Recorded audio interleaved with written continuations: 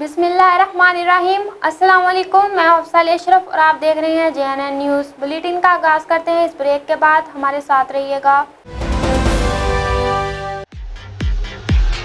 मियां collection managing director Mian Dilshad Ahmad. Contact number 0300 7646 Mia Collection, link road Khanpur. Assistant commissioner Khanpur Mohammad Yusuf Cheena ने centre 112 का दौरा किया। Safety and rescue officer Adeel Gaffar ने मसाइल बारे ब्रीफिंग दी। मजीद तफसीलात जानते हैं मलिक इमरान से।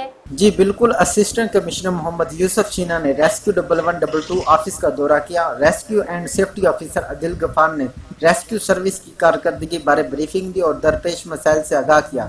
असिस्टेंट कमिश्नर मोहम्मद यूसुफ चीना ने मसाइल हल करने की यकीन दहानी कराई। इस मौका पर टाइगर फोर्स के जवानों को असिस्टेंट कमिश्नर मोहम्मद यूसुफ चीना ने रेस्क्यू 1112 की इब्तदाई तिब्बी इमदाद ट्रेनिंग हासिल करने पर सर्टिफिकेट भी दिए। जी बहुत शुक्रिया मलिक इमरान, तफसीलात से आगाह करने के लिए। मजीद खबरों के लिए देखते रहिए JNN news. You watching JNN News Network. For more news, subscribe Our channel press the bell icon and don't forget the comments. thank you.